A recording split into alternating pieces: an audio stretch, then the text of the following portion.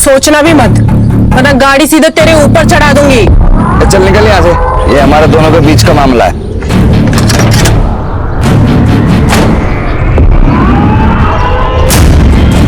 ये हमारे भी बीच का मामला है। प्रिया मेरी बेस्ट फ्रेंड है, अगर आइंदा इसके आसपास भी नजर आया ना तो गाड़ी सीधा तेरे घर में घुसा दूंगी। नीति, नीति, चल निकल यहाँ से, निकल। देख लो मधु, तो उसको झेलती क्यों है? गरीबों को तो झेलना ही पड़ता है ना। और वैसे भी किस्मत का क्या पता, कल को अगर मुझे इससे शादी करनी पड़ जाए। ऐसा सोचना भी मत, वरना गाड़ी तेरे ऊपर ही चढ़ा दूंगी मैं। देख, अगर पैसे की प्रॉब्लम है ना तो तू मुझे बता दे, मैं पापा से बात कर लूंगी, तेरी कहीं ना कहीं जॉब लगवा देंगे वो तो अच्छा हुआ मेरा ड्राइवर आज गुटली मार गया, तो मुझे खुद डिलीवरी करने निकलना पड़ा। लड़की होके तू कंपनी चलाती है, डिलीवरी भी खुद ही देने जाती है, इतना सब कुछ तू कर कैसे लेती है?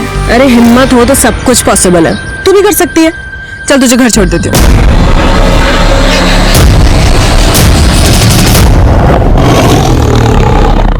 बहुत पुरानी कहावत है, गरीब पैदा होना आपकी गलती नहीं है, लेकिन गरीब मरना आपकी विफलता है। नमस्कार, मैं सोनाली कुलकर्णी आपका स्वागत करती हूँ क्राइम पेट्रोल के इस नए अध्याय में। आजादी के इतने सालों बाद आज भी गरीबी हमारे देश की सबसे बड़ी समस्याओं में से एक है। आज का हमारा एपिसोड भी ऐसे ही एक गरीबी और चाहत से जुड़े गुनाह की एक कहानी है। 21वीं सदी के 2 दशक बीत जाने के बाद आज भी लोग अपनी चाहत को हासिल करने के लिए शॉर्टकट्स ढूंढ रहे हैं। इच्छा रखना और उसे पाने के लिए कोशिश हमेशा करनी चाहिए, लेकिन फर्क तो सिर्फ इस बात का है कि आप किस माइंडसेट के साथ आगे बढ़ रहे हैं। अपने पापा को बुलाइए, मैं लड़कियों से बात नहीं करता, बताऊंगा उन्हें। आप ऐसे पुराने एम्प्लॉय को कंपनी से निकाल नहीं सकती। टेक ओवर के वक्त ये डील हुई थी। डील 3 साल पहले हुई थी एमएन जी, अब कंपनी मैं संभालती हूँ। अगर कोई ड्राइवर महीने में आधे से ज्यादा दिन काम पर नहीं आएगा तो वो बाहर जाएगा, और अगर आगे से आपने ऐसे किसी इंसान का पक्ष लिया है ना तो आप भी बाहर जाएंगे। बहुत बड़ी गलती की है मेरे पापा ने जो आपको ये बिजनेस बेचा।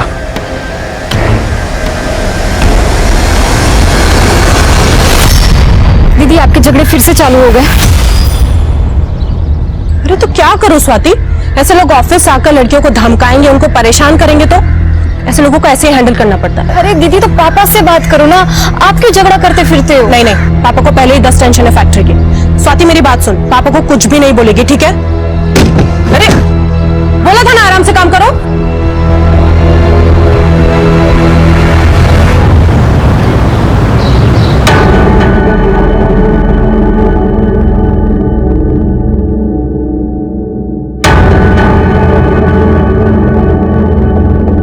नीति, ट्रांसपोर्ट ऑफिस में क्या हुआ है?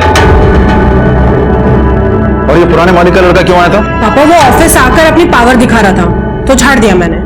बस गार्ड से पिटवाया नहीं? हाँ? क्या पापा, आप भी ना। अरे मेरा बच्चा, जो तुझे ठीक लगे ना वो कर, किसी से डरने की कोई जरूरत नहीं है। प्रॉफिट डबल कर दिया है तूने बिजनेस का। बल्कि मैं तो ये सोच रहा था कि अपनी आयरन फैक्ट्री बंद करके तेरे साथ ट्रांसपोर्ट ऑफिस में बैठ जाता हूँ, बस एक बार तेरी शादी करो। पापा ये शादी, अरे रुक ना बेटा, ये देख कुछ फोटोग्राफ्स आए, अरे देख तो सही, इनमें से तेरे बिजनेस के साथ किसी को कोई भी प्रॉब्लम नहीं है। ये लड़के वड़के देखना नहीं होता मुझसे, एंड आई नो आप मेरे लिए जो चुनोगे बेस्ट चुनोगे।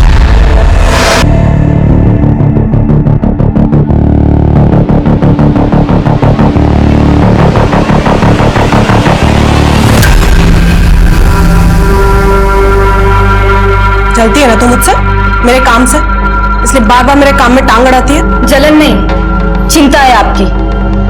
ठीक है, करो जो आपके मन में है, लड़ो लोगों के साथ, कोई कुछ कर देगा किसी दिन तो। अब मेकअप का कोर्स करने मुंबई जा, और आइंदा मुझसे बात मत करना।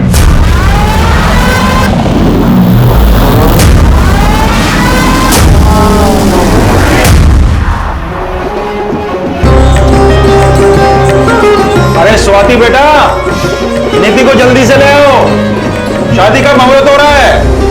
पापा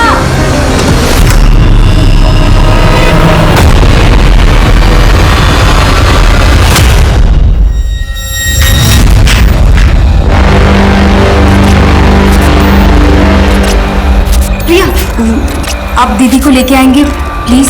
हाँ, मैं अभी लेके आती हूँ। नीति, नीति, अंकल जी। क्या हुआ? अंकल जी, अंकल जी नीति कमरे में नहीं है। कमरे में नहीं है? मैंने बाथरूम में भी चेक किया, वहां पे भी नहीं है। अरे यहीं कहीं इधर उधर घर में होगी, तुम अंदर जाके देखो जल्दी। नीति, नीति, नीति, नीति, नीति, नीति, बस कीजिए, समझिए। अब आप बता दीजिए कहाँ भगाया है अपनी बेटी को? क्या बकवास कर रहे हैं आप? मैं क्यों अपनी बेटी को उसी की शादी से भगाऊंगा? मैं सब समझ चुका हूँ कि आप क्या क्या कर सकते हैं। ये सब किया धरा आपका ही है। या तो आप यहीं बता दीजिए, नहीं तो पुलिस पूछेगी आपसे ये सवाल। सर, इतना इंतजाम करके खर्चा करने के बाद अपनी ही बेटी को उसी की शादी से भगाऊंगा मैं? क्यों? तो फिर निधि शादी के जोड़े में इतने सारे मेहमानों के बीच में से गायब कैसे हो गई? सर, मैं बता रहा हूँ आपको, सब कुछ किया धरा इसी आदमी का है। कोई मालदार पार्टी मिल गई होगी इसको, इसलिए मेरे 20 लाख रुपए देने के लिए। क्या 20 लाख? क्या सर, वो इसने कहा था कि 20 लाख कैश शादी में देगा। मतलब चीचा को 20 लाख रुपए नहीं मिले, इसलिए चीचा रूठ गए। चलिए आपको 20 लाख रुपए दिलाते, लेके जाओ इनको। सर सर सर सर एक minute sir, sir sir cash है, नीति के कमरे के बाजू वाले कमरे में रखा है सर, लॉकर में। और समझी जी, आप गलत इल्जाम लगा रहे हैं हमारे ऊपर। कैसे बात है आप? एक और बेटी को बिजनेस शुरू करके देते और फिर दूसरी ओर ये दहेज।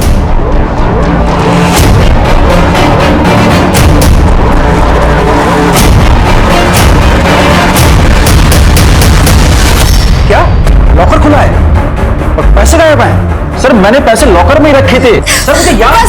बस कीजिए पापा, पैसों को छोड़िए अभी। दीदी इंपॉर्टेंट है ना अभी।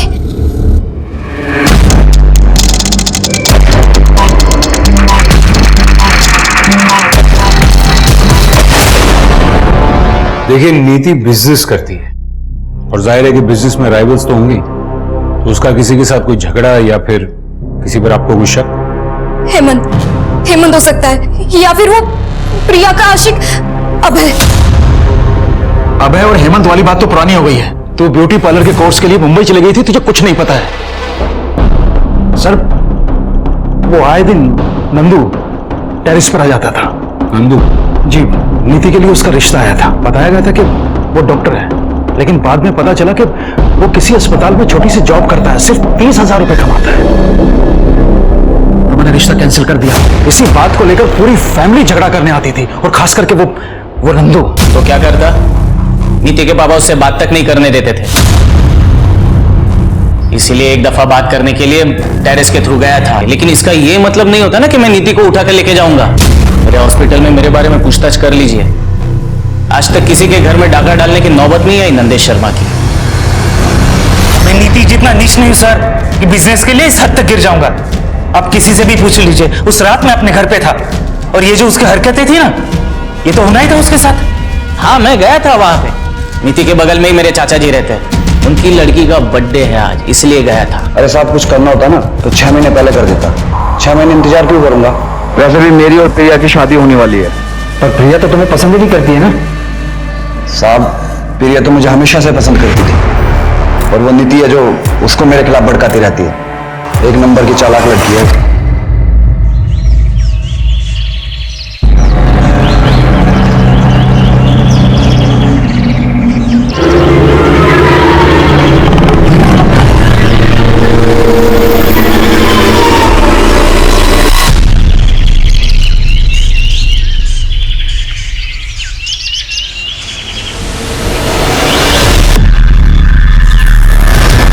सर, इसकी शादी होने जा रही थी, फिर ये शादी से ही गायब हो गई। फिर किसी ने इसे इतने बेरहमी से मार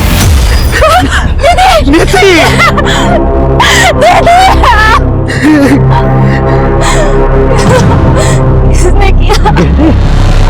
गहने कंधे सब 14-15 लाख से ऊपर के गहने थे।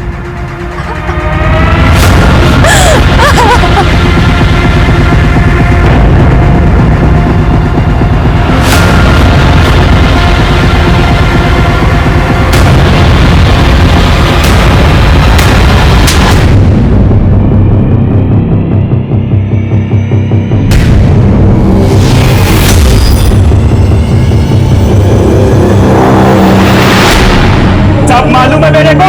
मैं काम पे जाता हूँ और तुम पीछे से किसी और मर्द के साथ गुस्सा नहीं उड़ाती है। ये गाँव वालों की बातों पे भरोसा कर रहे हो, तुम मुझ पर शक कर रहे हो। मुझे धक्का देती है।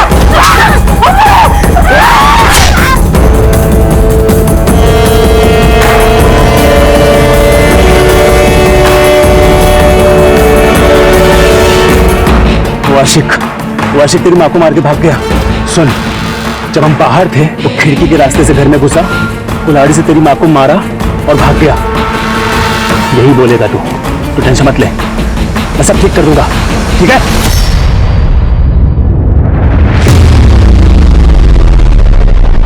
सर ये ब्रिजनाथ बहुत ही अजीब बात, सामने बेटी की लाश पड़ी थी, उसके मुंह से सबसे पहले क्या निकला? क्या ना पांडे, अगर ये ब्रिजनाथ अपनी ही बेटी नीति को प्लान करके गायब करता है तो फिर ये नीति की लाश। एक काम करो, ये ब्रिजनाथ का फोन मंगवाओ। एक मिनट बताइए बात क्या है? मुझे मिलने दीजिए साहब से। एक मिनट मैडम, बोलिए क्या बात है? मेरा एक कुत्ता था साहब, एक रात वो घर नहीं आया, करीब 6 महीने पहले की बात है। आपके कुत्ते का और नीति का क्या कनेक्शन? 3 दिन तक मैंने उसे पूरे शहर में ढूंढा, पर मिली उसकी लाश ठीक उसी जगह जहां आपको उस दुल्हन की लाश मिली थी, और ठीक उसी तरह चीर-फाड़ करी हुई जैसे उस दुल्हन की थी। मतलब आप ये कहना चाहती कि वो दुल्हन और आपके कुत्ते का कातिल एक ही इंसान है? एक ही है, पर इंसान नहीं, शेर।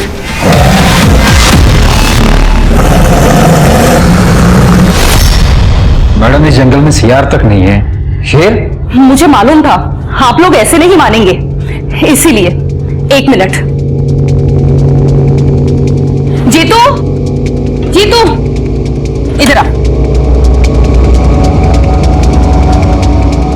साहब ये जीतू है, वो रामदीन सिंह है ना, उसकी वर्कशॉप में काम करता था, जहां वो लकड़ी और रद्दी का काम होता है। अभी 3 महीने पहले इसने नौकरी छोड़ी है। जीतू पता ना साहब को, तूने उस दिन क्या देखा था? बता, डर मत बता। साहब उस रात ना बहुत बारिश हो रही थी, इसलिए मैं ना कारखाने में रुक गया था, और जब बारिश बंद हुई ना तो मैंने बड़े से जानवर की परछाई देखी। मतलब रात के अंधेरे में तूने परछाई देख ली? हाँ साहब, मतलब मेरा कि मैंने एक बड़े से जानवर को वहां से जाते हुए देखा। मैं इतना डर गया था ना, पूरी रात में कारखाने में रुका, और उसके बाद मैंने कुत्ते की चीख सुनी। बेटा बारिश तो बहुत हुई थी ना उस रात, है ना, तो जमीन तो गीली हो गई होगी, तो दूसरे दिन सवेरे तुझे शेर के पंजों के निशान नहीं दिखे? बोल। कुछ भी हो जाए आप लोग तो मानेंगे नहीं, क्योंकि शेर को पकड़ना तो आप लोगों की बस में है नहीं। जीतू चल, इन्हें बोलने का कोई फायदा नहीं, ये हमारी बात पे विश्वास नहीं करेंगे। सर ये रिपोर्ट आ गई। हाँ, ये क्या नया ट्रैक है पांडे? शेर? सर ये सरिता जी अकेली रहती हैं, तो शायद मनगढ़ंत कहानियां बनाती होंगी। सर मेन प्रॉब्लम तो यहाँ है फॉरेंसिक रिपोर्ट में। हमें टेरेस पे जो ब्लड मिला था वो लड़की का है ही नहीं। तो हमारे किसी सस्पेक्ट का होगा। नंदू और बाकी सस्पेक्ट से मैच करवाओ। जी सर। अलमारी में कोई फिंगरप्रिंट्स नहीं मिला। तो पांडे ऐसा हो सकता है कि जो आया था वो ग्लव्स पहन के आया हो। तो मुझे ये बताओ ना कि पोस्टमार्टम रिपोर्ट में क्या है? सर पोस्टमार्टम रिपोर्ट में तो एक अजीब बात सामने आई है। नीति की बॉडी पर जो घाव थे उसमें लकड़ी का चूरा मिला है। लकड़ी का चूरा? इसका मतलब है जो मर्डर वेपन है वो लकड़ी काटने के काम आता है। पांडे, ये सरिता जी जो अभी आकर गई वो किसी रामदीन के बारे में बात कर रही थी, जिसकी कुछ लकड़ी काटने की और रद्दी की वर्कशॉप। जी सर। चलो इस रामदीन से मिलकर आते हैं। कमाल करते हैं साहब, डेड बॉडी पे लकड़ी का भूसा मिल गया और आप सीधे हमारे वहां चले आए। हम ये बंद कर, बंद।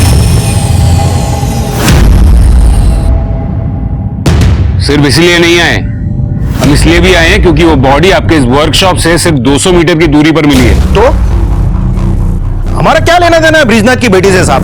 वो सरिता सही कह रही है, ये शेर नहीं किया है। वो दुल्हन को और कौन मारेगा साहब? आप लोग भी ना। आपके वर्कशॉप में इस्तेमाल होने वाले औजार कहाँ है वो? सब औजार का वो हिसाब हमारा सुपरवाइजर रखता है। हेमंत, हेमंत साहब, हेमंत। हाँ सर। तुम? आप जानते हैं इसे? हाँ। तुम यहाँ क्या कर रहे हो? सुपरवाइजर की नौकरी कर रहा हूँ, और क्या कर रहा हूँ। उस नीति ने बर्बाद जो कर दिया मुझे।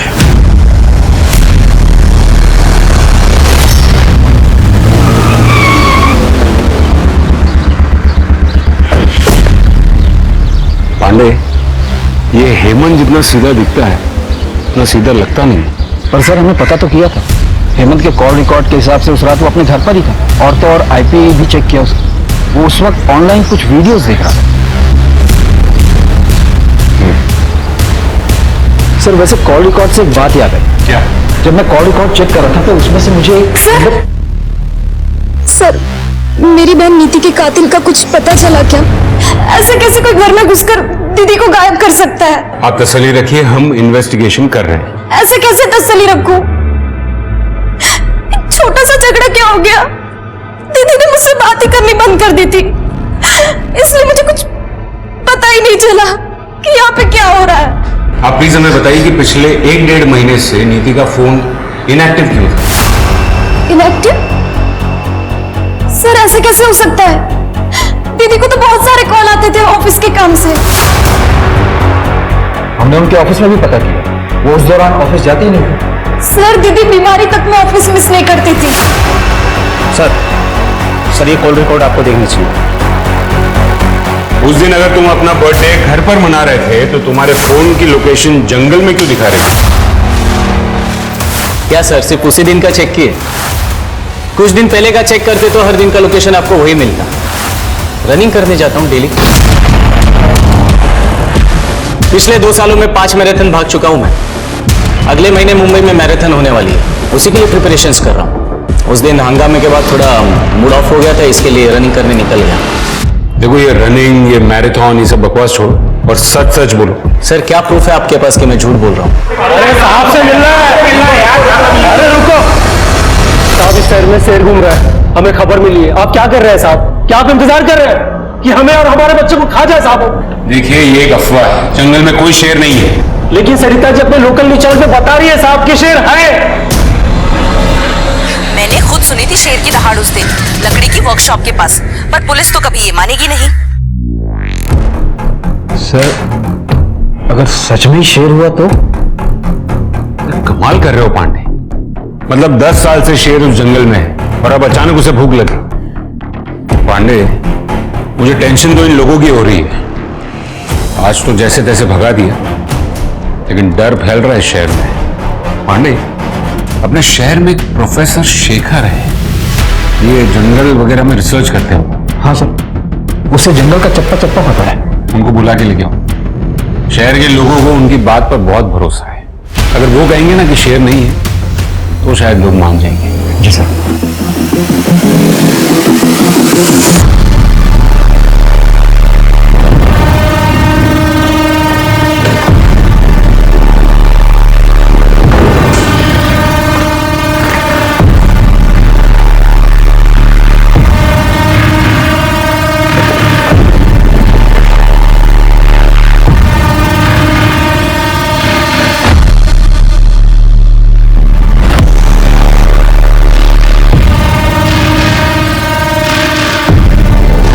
मेहनत से बिजनेस सेटल किया है। घर के काम नहीं कर पाऊंगी, ऑफिस जाना पड़ता है रोज।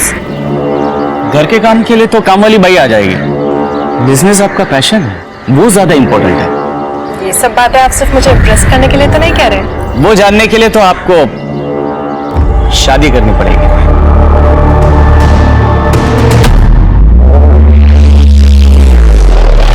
10 साल से चल रही है शेर की कहानी। एक सर्कस कंपनी आई थी, उनके पास शेर तो था नहीं, लेकिन उन्होंने पूरे शहर में ढिंडोरा पीट दिया कि शेर का खेल दिखाएंगे। और इवेंट वाले दिन उन्होंने कह दिया कि शेर जंगल में भाग गया। तब से लोगों को लगता है कि जंगल में शेर है। प्रोफेसर साहब, अगर जंगल में शेर नहीं है तो फिर ऐसा कौन सा जानवर है जो इंसान की जान ले सकता है? सर ऐसा कुछ भी नहीं है। इतने सालों से मैं पेड़ों की गैर कानूनी कटाई के खिलाफ लड़ाई लड़ रहा हूँ और इसीलिए इस जंगल का चप्पा चप्पा जानता हूँ मैं। और जितना मैं लोगों को समझाने की कोशिश करता हूँ कि जंगल में कोई शेर नहीं है, उतना ही मेरी बुआ लोगों को आकर बोलती है कि इस जंगल में शेर है, शेर है। बुआ? हाँ सर, सरिता जी मेरी बुआ है। वो मेरी बात समझती ही नहीं है। लेकिन खैर, अगर आप कह रहे हैं तो मैं पूरी कोशिश करूंगा कि लोगों को समझा पाऊं।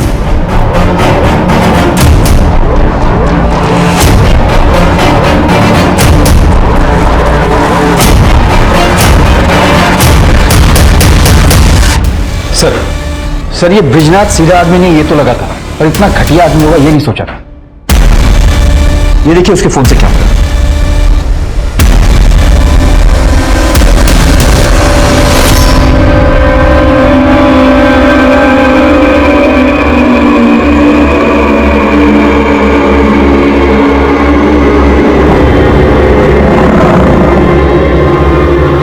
कौन है?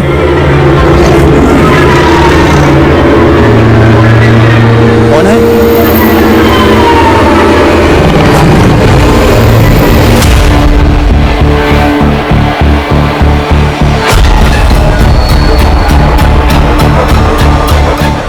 सर, मैं क्यों अपनी बेटी की ऐसी फोटोग्राफ्स लूंगा?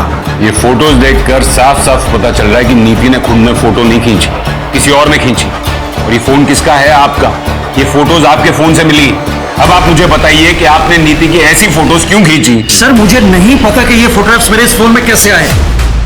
और सर, आप मेरी बेटी के कातिल को और उस आदमी को क्यों नहीं ढूंढ रहे हैं जिसने मेरे सारे पैसे और मेरे सारे गहने चुराए हैं? कौन है? अरे कौन है वहां? फिर से आ गए तुम लोग यहाँ पेड़ काटने के लिए?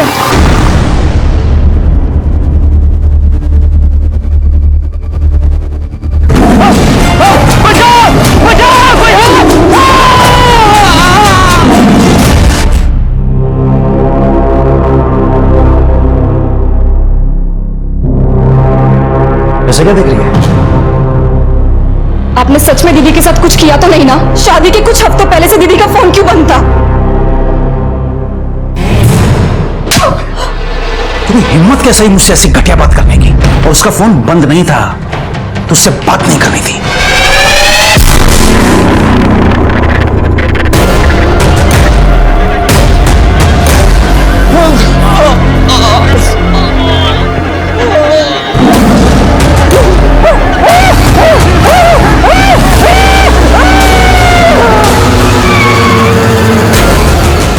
पांडे, ये ब्रिजनाथ के बारे में A to Z सब पता करो, पूरी कुंडली निकालो उसकी। जी सर। बिल्कुल वैसे ही मारा है। ये शेर का ही काम लग रहा है भाई। पक्का शेर का काम है। जंगल में पेड़ों की बेहिसाब कटाई और नेचर के साथ होती छेड़खानी के कारण आजकल जंगली जानवरों का इंसानों पर हमला करना आम बात है। कुछ ऐसा ही यहाँ भी हो रहा था।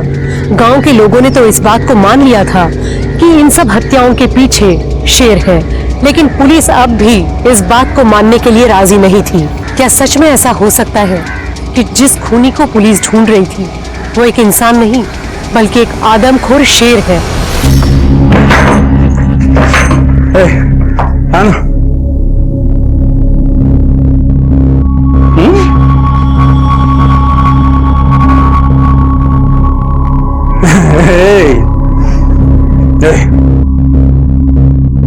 जब वो बोला था ना सब ठीक कर दूंगा मैं, एक बार फिर से अपना घर बस रहा है। ये तेरे माँ जैसी नहीं है, बहुत ख्याल रखेगी तेरा। है चल जा बाहर फिर, है चल, और दरवाजा बंद कर लेना। हाँ हाँ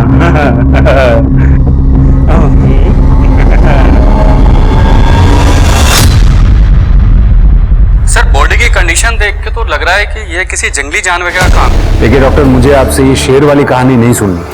मुझे ये बताइए, अगर किसी इंसान ने मारा हो तो कैसे मारा होगा? तो सर, उसके लिए 2 हथियारों का इस्तेमाल एक ही साथ हुआ है। एक कुछ हथौड़ी जैसा और दूसरा धारदार औजार। ठीक है सर, दुल्हन की बॉडी पर से जेवर गायब थे। अब ये काम शेर का तो नहीं हो सकता ना? पर सर, शेखर की बॉडी पर ना जेवर थे ना पैसे, फिर कोई आदमी उसे क्यों मारेगा? सर, कहीं सच में कोई शेर तो नहीं जो जंगल से नदी पार करके इस तरफ आया हो? पांडे, नदी के पार जंगल नहीं गांव है, और फोकस शेर पे नहीं इस पे करो। 3 साल पहले शेखर ने रामदीन के खिलाफ इलीगल पेड़ की कटिंग को लेकर कंप्लेंट दर्ज की थी। मतलब रामदीन के पास शेखर को मारने का मोटिव था, लेकिन उस समय वर्कशॉप के पास ही क्यों मारा? सवाल ये नहीं है पांडे, सवाल ये है कि रामदीन ने शेखर को मारने में 3 साल क्यों लगा दिए? या फिर ऐसा हो सकता है कि नीति और शेखर ने रामदीन को एक साथ देख लिया हो पेड़ काटते हुए। सर, इस रामदीन को उठाना? नहीं, अभी नहीं। फिलहाल उसके खिलाफ सबूत इकट्ठा करने होंगे। एक काम करो, रामदीन की पास्ट और प्रेजेंट की पूरी हिस्ट्री निकालो और देखो कोई ऐसा मिलता हो जिसे वर्कशॉप के अंदर की सारी डिटेल्स पता हो। सर, वो जीतू था ना जो रामदीन की वर्कशॉप में काम करता है? मैं कह रहा था मैं नहीं आ पाऊंगा इस बार त्योहार पे। यहाँ पे एक अजीब सा मर्डर का केस आया। पर भैया देखो ना, कुछ हो सकता हो तो। नहीं हो पाएगा, एक दुल्हन का मर्डर हुआ है ना, वो भी बड़ी अजीब तरीके से, पूरा चीर फाड़ दिया उसको। एक दुल्हन के मर्डर का केस हमारे थाने में भी आया था कुछ 1 साल पहले, सेम वैसे तरीके से उसे भी चीर फाड़ दिया गया था और आज तक ये केस सॉल्व नहीं हो पाया। शेर की बात ही हो। शेर सर मेरा भाई श्याम मेरे गांव पालिका का कांस्टेबल है। तो सर उसके थाने में भी सेम केस आया था जो अभी तक सॉल्व नहीं हुआ है। सर शेर का तो पता नहीं, लेकिन मर्डर जो है लगभग सेम तरीके से ही हुआ है। और सर जिसका मर्डर हुआ था ना, वो एक दुल्हन ही थी। कब हुआ था ये? और उस केस की और कोई डिटेल्स हैं? सर करीब 1 साल पहले की बात होगी, लेकिन सर दुल्हन की आइडेंटिटी अभी क्लियर नहीं हुई है। ठीक है, वहां के ऑफिसर से बात करवाओ। जी सर। साहब वो ब्रिज जी के यहाँ पे ज्यादा पैसे मिले थे मुझे, इसलिए मैं वर्कशॉप की नौकरी छोड़ दी थी।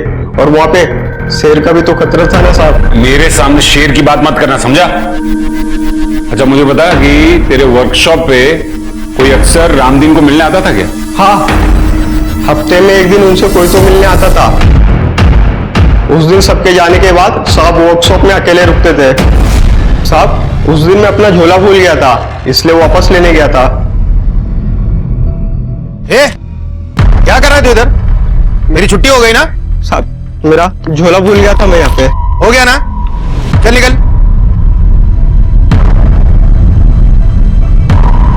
आ गया वो, आ जाओ। कौन था वो? साहब मैं ज्यादा कुछ नहीं देख पाया था, रामदीन जी ने मुझे भगा दिया था वहां से। सर एक मिनट। सर ब्रिजनाथ के मोबाइल में जो फोटो मिले थे उन्हें इनलार्ज करवाया। सर ये फोटो में देखिए किसी का रिफ्लेक्शन दिख रहा है, नीति की फोटो खींचते हुए। ये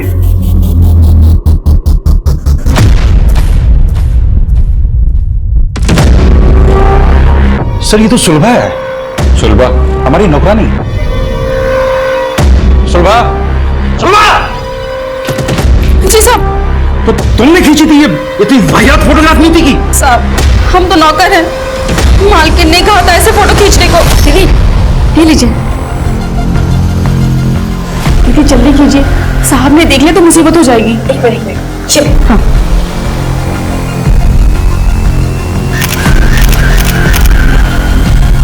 पर दीदी के पास खुद का अपना फोन था, तो पापा के फोन से क्यों खिंचवाएंगी? मालिक ने 1.5 महीने पहले फोन छीन लिया था। छीन लिया था? ये घर में क्या चल रहा था पापा? कुछ नहीं चल रहा था। मैं आपकी थोड़ी मदद कर देता हूं। यहाँ आने से पहले हमने आपके सारे अकाउंट्स चेक किए। पिछले कुछ महीनों में क्रेडिट कार्ड से काफी शॉपिंग की है आपने, फ्रिज, टीवी, वॉशिंग मशीन। पर किसके लिए? घर में ऐसा कुछ नया तो आया नहीं है। आपके घर के लिए नहीं, इन सारी चीजों की डिलीवरी प्रिया के घर पे हुई थी। प्रिया नीति की दोस्त।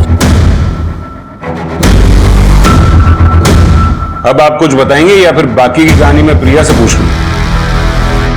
क्या करती सर, घर में खाने तक को पैसे नहीं थे और फिर ब्रिज जी मुझे मिले। नीति ने मुझे बताया तुम्हारे बारे में। मैं मदद कर सकता हूं तुम्हारी, लेकिन बदले में तुम्हें भी तो कुछ करना पड़ेगा।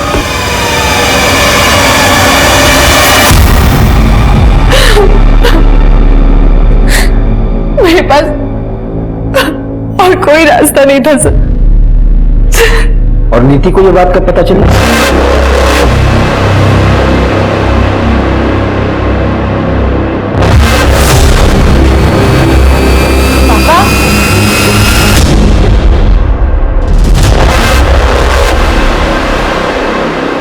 और जब नीति ने आपकी इस हरकत का विरोध किया तो आपने उससे उसका फोन छीन लिया, उसका ऑफिस जाना छुड़वा दिया। वो अपने बाप से बदतमीजी कैसे कर सकती थी?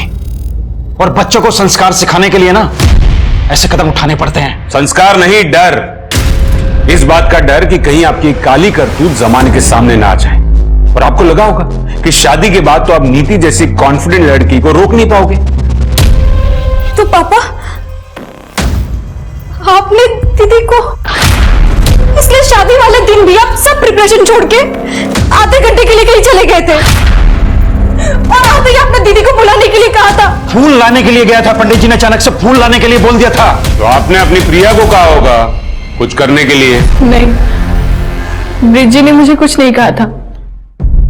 नीति मुझसे नफरत करने लगी थी कई बार तो उसने मुझे थप्पड़ भी मारा था, लेकिन मैंने उसे कुछ भी नहीं कहा और कहती थी किस मुंह से मुझसे ही सब कुछ और झेला नहीं जा रहा था, इसलिए मैंने अभय से शादी करने के लिए हाँ कह दिया। सर, वो गांव से ऑफिसर का फोन। हाँ जी, मुझे वो दुल्हन वाले मर्डर केस की डिटेल्स चाहिए थी। हाँ सर, एक फोन मिला था उसके पास से, लेकिन वो बहुत ही डैमेज था और लॉक भी था। बहुत टाइम लग गया उसको ठीक करने में और अनलॉक करने में। अब करीब 1 साल के बाद अनलॉक हुआ तो पता चला कि वो यहीं गांव के पास ही रहती थी। दुल्हन की फैमिली का कहना था कि उस लड़की का किसी के साथ चक्कर चल रहा था, लेकिन किसके साथ वो हमें पता नहीं। Thank you very much. और कोई डिटेल्स मिले तो हमारे साथ शेयर कीजिएगा। Okay sir. मेरा पूरा परिवार बिखर गया। सर प्लीज बता दीजिए कौन है मेरी दीदी का कातिल? पापा? देखिए, हमने पता लगा है आपके पिताजी वाकई में फूल लेने गए थे, तो फिर और कौन रह जाता है? नीति का बॉयफ्रेंड। बॉयफ्रेंड? नहीं सर, ये हो ही नहीं सकता। दीदी का फोकस सिर्फ बिजनेस पे ही था। दीदी तो ये शादी से भी बहुत खुश थी। तो फिर एक जवान लड़की ऐसे फोटोज किसके लिए क्लिक करेगी? हमने फोन भी चेक किया, हमें कोई नंबर नहीं मिला। शायद वो इंटरनेट कॉलिंग से बात किया करती थी। और इस केस में ये पॉसिबल है कि घर से चोरी नीति ने या फिर नीति और उसके बॉयफ्रेंड ने मिलकर की थी। पैसे दीदी ने नहीं चुराए थे, मैंने चुराए थे। मुझे अपना ब्यूटी पार्लर खोलने के लिए पैसे चाहिए थे और पापा को मुझ पे भरोसा ही नहीं था और दीदी मुझसे बात ही नहीं कर रही थी।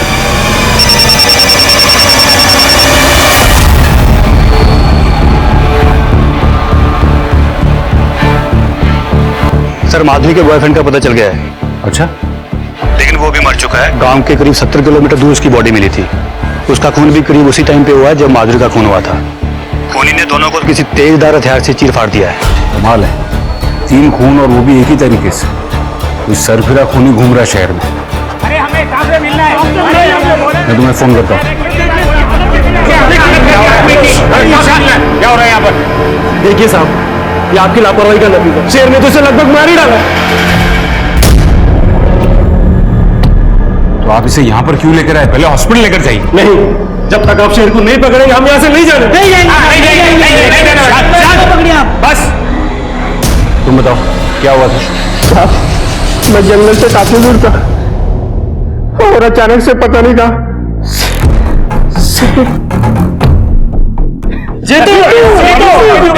देखिए, आप लोग विश्वास रखिए, हम आज के आज ही जंगल विभाग से बात करेंगे, लेकिन आप प्लीज इसे पहले हॉस्पिटल लेकर जाइए। पांडे जी सर। मरेंगे नहीं, 2-4 लोग गाँव के मरेंगे नहीं ना जब तक।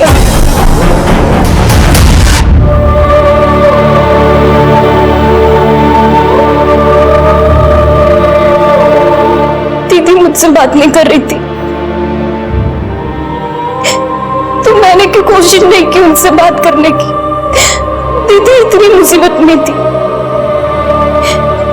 उनको मेरे साथ की जरूरत थी और मैं इतनी सेल्फिश हूं कि सिर्फ अपने सपनों के पीछे दौड़ती रही। अगर मैं दीदी के साथ होती तो आज दीदी मेरे साथ। सर, डॉक्टर ने बताया कि जीतू को किसी शेर ने नहीं बल्कि जंगली कुत्ते ने काटा था। मुझे पता था, वो घबरा गया इसलिए देख नहीं पाए। सर, जब तक हम नीति और शेखर के कातिल को इनके सामने नहीं लाएंगे ये लोग हमारी बात नहीं मानने वाले। सर, वो रामदीन के बारे में पता करने के लिए बोला था ना सर आप? सर, पता लगा कि वो भी मेरे गांव पाली से है। एक बात और सर, वो दुल्हन का जो मर्डर हुआ था उस केस की इन्वेस्टिगेशन से एक बात साफ जाहिर होती है, 6 साल पहले भी सेम तरह से मर्डर हुआ था सर वहां पर। किसका? वो भी एक दुल्हन थी क्या? नहीं सर, वो एक आदमी था। इनफैक्ट जिसका मर्डर हुआ था वो खुद एक खूनी था। मतलब 6 साल पहले उस आदमी का खून उसी तरह हुआ था? इस मतलब एक सिरफिरा कातिल 6 साल से घूम रहा है, न जाने उसने कितने कत्ल किए होंगे। सर, रामदीन हो सकता है। अच्छा, जो मरे हैं उनकी फैमिली में और कौन कौन है? एक बेटा है सर। उस बेटे को ढूंढो, शायद उस बेटे ने उस खूनी को देखा हो। Hello police station, gold coin jewellers कहाँ से बोल रहा हूँ? हाँ जी बोलिए। आपने जो चोरी की हुई ज्वेलरी की फोटोज हमें भेजी थी, उसमें से कोई एक मेरे यहाँ पे बेचने के लिए आया हुआ है। कस्टमर को मैंने बातों में लगा रखा है, अंदर बैठी हुई है। आप लोग थोड़ा जल्दी आइए, वैसे भी बच्ची है। वो नेकलेस मेरा नहीं है, वो नंदू भैया का है। नंदू भैया ने डब्बे में छुपा के रखा था, मैंने निकाल लिया। मुझे लगा कि मेरा बर्थडे का गिफ्ट है। मैंने कुछ नहीं किया सर, मैंने कुछ नहीं किया। सर क्यों मारना? बहुत घुमा लिया पुलिस को। अब मुंह खोल और सच बता, कैसे भगाया नीति को, कैसे उठाया? बोल। बताता हूँ सर। सर मैंने नीति को नहीं उठाया सर, वो खुद आई थी मेरे पास। हम दोनों एक दूसरे से बहुत प्यार करते थे सर। मैंने कुछ नहीं किया सर, बिलीव मी। लेकिन जब उसके पापा ने मेरा और नीति का रिश्ता तोड़ दिया तो मैंने तो उम्मीद ही छोड़ दी थी। लेकिन एक दिन खुद नीति ने मुझे फोन किया था, ये कुछ 3-4 महीने पहले, और उसी के बाद हम लोग छुप छुप कर मिलने लगे थे सर। और वो खुद अपने फोटो तुझे भेजती थी?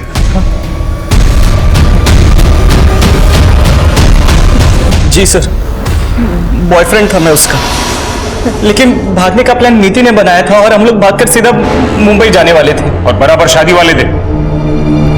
हाँ, मतलब नीति का ऐसा प्लान था कि शादी वाले दिन उसके पास ढेर सारे गहने होंगे तो मुंबई में हम लोग आराम से सेटल हो। सारा नीति का आइडिया था, सब राजी खुशी हो। तो फिर टेरेस पर खून कहां से है और वो जंगल के बाहर डेड बॉडी?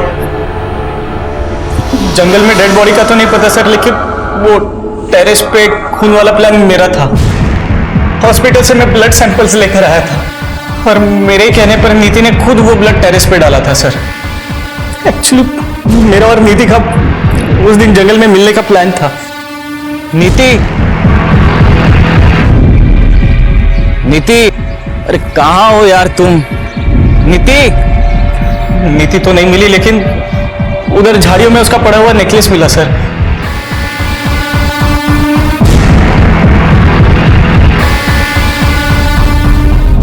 मेरा विश्वास कीजिए सर, उस दिन जंगल में क्या हुआ मुझे कुछ नहीं पता सर। उस दिन जंगल के आसपास तू अकेला ही था और कोई नहीं था। तुमने जरूर किसी को देखा होगा। नहीं सर, मैं अकेला नहीं था, मतलब और भी कोई था वहां पर। दूर से उसकी शक्ल देख तो नहीं पाया, लेकिन हाँ वो लंगड़ा कर चल रहा था। शायद उसके पैर में कोई तकलीफ थी और वो रामदीन के वर्कशॉप की ओर जा रहा था सर। सर रामदीन के वर्कशॉप में कौन कितने बजे आता जाता है ये सुपरवाइजर हेमंत को जरूर पता हो। अच्छा, वो जिसके पाँव में दिक्कत है सर, वो तो टेम्पररी ड्राइवर था जिसे कुछ सामान लाने के लिए भेजा था। क्या नाम है उस ड्राइवर का? सर सुखबीर, जिसे उस नीति ने काम से निकाला था। मैंने कुछ नहीं किया सर, वो तो मेरी किस्मत ही खराब जो उस वक्त में फैक्ट्री गया था कुछ काम से।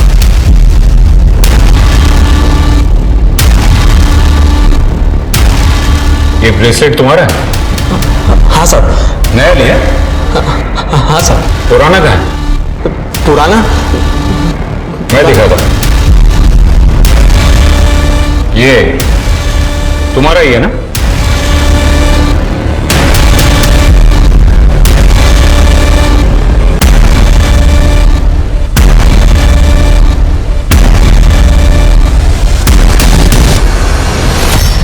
हाँ साहब, मेरा ही है। वो पुराना ढीला हो गया था ना, तो गिर गया होगा शायद। अच्छा, और वो भी वहीं पर गिरा जहां पर नीति की लाश मिली थी? भगवान की कसम साहब, उस वक्त कोई बॉडी नहीं थी वहां पे। हम गरीब छोटे लोग हैं ना साहब, इसलिए सब हमें ही परेशान करते। वहां बड़े लोग क्या नहीं करते, कोई कुछ नहीं बोलता उनको। वो रामदीन सिंह। हाँ गया वो, आ जाओ। वो औरत, उसको देखा मैंने उसके साथ, वो शेर शेर करते फिरती है ना शहर में, वही औरत। सरिता? हाँ हाँ, वही सरिता। सरिता और रामदीन? मतलब पेड़ों की कटाई नहीं, आप दोनों के बीच जो रिश्ता है वो छुपाने की कोशिश कर रहे थे। नीति और शेखर ने आपको सरिता जी के साथ देख लिया था उससे, इसलिए आपने उन दोनों को। सर लेकिन एक बात समझ में नहीं है, दूसरे शहर जाकर उस दुल्हन को और उसके बॉयफ्रेंड को क्यों मारा आपने? अरे साहब ये क्या कह रहे हैं आप सर, हमने किसी को भी नहीं मारा है साहब। जब तक सब कुछ सच सच नहीं बता देते तब तक यहां से बाहर जाने नहीं दूंगा मैं।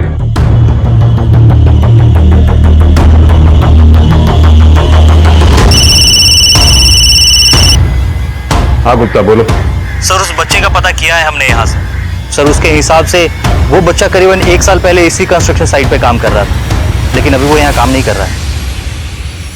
लेकिन सर एक बात और पता चली है, वो दुल्हन माधुरी जिसका मर्डर हुआ था वो यहीं आसपास किसी स्कूल में काम करती थी, और सर उस बच्चे का घर भी इसी स्कूल के आसपास ही है। तो क्या इस माधुरी का उस बच्चे के साथ कोई कनेक्शन, या फिर उसके बाप के साथ कोई कनेक्शन? सर इतना तो नहीं पता, पर यहाँ पे एक गार्ड है, उसने बताया कि वो उस बच्चे को जानता था जब वो बच्चा यहाँ काम किया करता था। गुप्ता मैं एक काम करता हूँ, यहाँ डिस्ट्रिक्ट से एक स्केच आर्टिस्ट भिजवा रहा हूँ, उसका स्केच निकलवाओ। Right sir.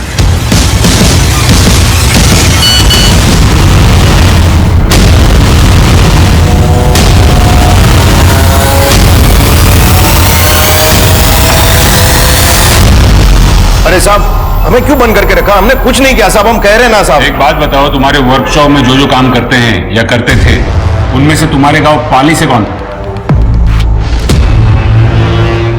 यही है वो?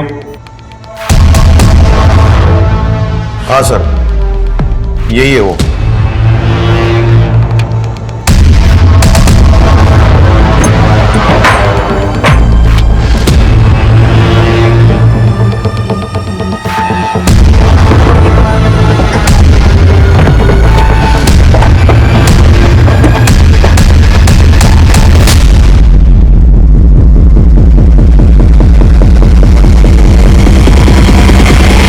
सर ये लोगो इस गांव में कई जगह देखने को मिलेगा।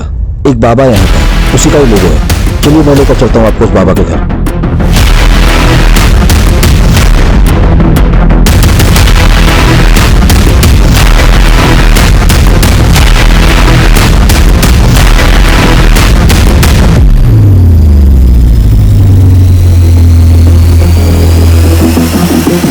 तुझे रामदीन ने इसीलिए काम पे रखा था ना, क्योंकि तू उसके गांव से है?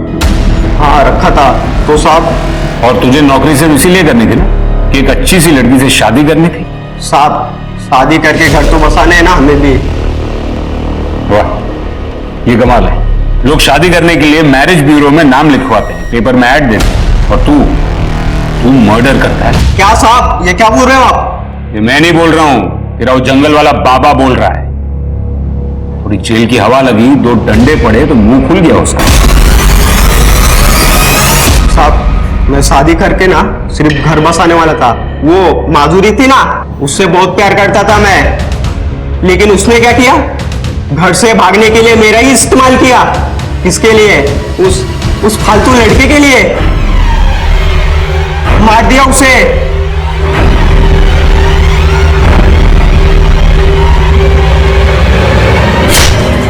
उसके बाद उसके यार को भी। हाँ मैं घर से जल्दी निकलकर जंगल में तुम्हारा वेट करूंगी। हाँ तुम लेकिन लेट मत होना।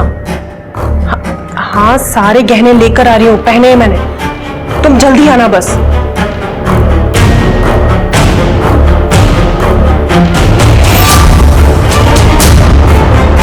नीति ने क्या किया था, उसको क्यों मारा? बाबा ने कहा बलि दो सफलता मिलेगी। फिर बाबा ने मुझे बताया कुछ पाने के लिए बलिदान देना पड़ता है, बलि देनी पड़ती है। एक जानवर, एक लड़की को मारकर तुझे सफलता मिली, और शेखर उसकी बलि क्यों दी?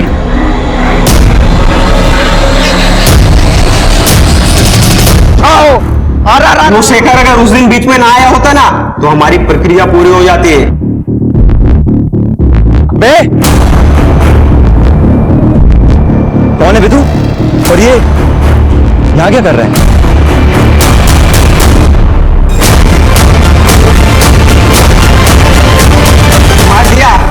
मार दिया उसको भी। और तेरे माँ बाप, उनको क्यों मारा? मेरी माँ को मेरे बाप ने मारा। वो जो कुछ भी बोलते थे मेरी माँ के बारे में, उनके आशिक के बारे में, सब कुछ झूठ था, सब गलत था। और ये दुनिया वाले उनकी झूठ को सच मानते थे। मगर मैं समझ गया था उस आदमी को, इसलिए मैंने उसको कुल्हाड़ी से मार दिया था। अब चिंता करने की कोई बात नहीं, बाबा ने मेरा शुद्धिकरण करवा दिया है। अब मैं शादी कर सकता हूँ, अपना घर बसा सकता हूँ। तेरा शुद्धिकरण तो बेटा अब हम करेंगे, और तेरा घर है ना ये जेल में बसाएंगे। किसी चीज की बेहिसाब चाहत इंसान को गुनाह के रास्ते पर ले जा सकती है। चाहत पागलपन ना बने, इसके लिए हमें ये मालूम होना चाहिए कि हमें कब खुद को रोकना है। जीतू जैसे भोले और महत्वाकांक्षी इंसान की तलाश ऐसे ढोंगी बाबा को हमेशा होती है। वो उनके आसान टारगेट होते हैं। बाबा ने अपने लालच के लिए एक मासूम से बच्चे को एक बेरहम कातिल बना दिया। शादी करने के लिए उसके पागलपन का इस्तेमाल किया। वैसे कहते हैं ना, बच्चे कच्चे घड़े की तरह होते हैं जिन्हें माँ बाप अपनी परवरिश से सही ढांचे में डालते हैं। इसी तरह देखा जाए तो मासूम जीतू से कातिल जीतू तक के सफर की शुरुआत तो उसके बचपन में ही हो गई थी। अगर समय रहते जीतू के माँ बाप जान गए होते कि उनके आपसी झगड़े का उनके बच्चे पर क्या असर पड़ रहा है, तो आज जीतू सलाखों के पीछे नहीं होता। माँ बाप बन जाना अलग बात है और जिम्मेदार माँ बाप बनना अलग। अब मैं सोनाली कुलकर्णी आपसे विदा लेती हूँ। फिर मिलेंगे क्राइम पेट्रोल सतर्क में एक ऐसे ही चौंका देने वाले केस के साथ। तब तक अपना और अपनों का ख्याल रखिए। आप जानते हैं हम सब एक मुश्किल दौर से गुजर रहे हैं। कृपया मास्क पहने, समय समय पर हाथ धोते रहें और उचित दूरी बनाए रखें। देखते रहिए क्राइम पेट्रोल सतर्क। जय हिंद। सफर मंजिल से ज्यादा खूबसूरत होते हैं, पर मेरी कोई मंजिल नहीं थी, सिर्फ पड़ाव थे। एक इंटर्न से प्रेस जर्नलिस्ट, प्रेस जर्नलिस्ट से टीवी रिपोर्टर और अगला पड़ाव न्यूज एंकर।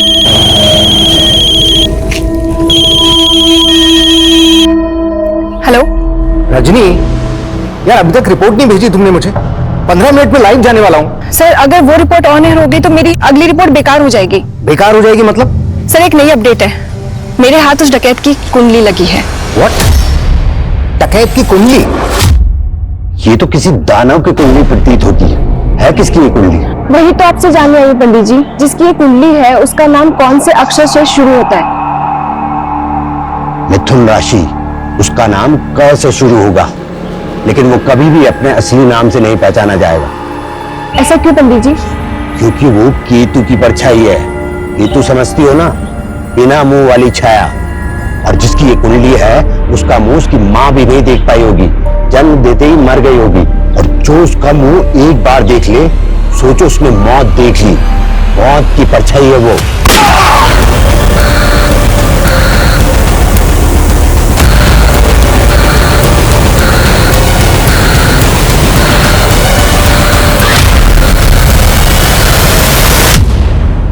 नमस्कार, मैं सोनाली कुलकर्णी क्राइम पेट्रोल सतर्क के इस नए अध्याय में आपका स्वागत करती हूँ। गुमनामी की जिंदगी किसी को पसंद नहीं होती, लेकिन किसी की गुमनामी ही उसकी शोहरत बन जाए तो वो हस्ती क्या होगी, ये जान के आप दंग रह जाएंगे।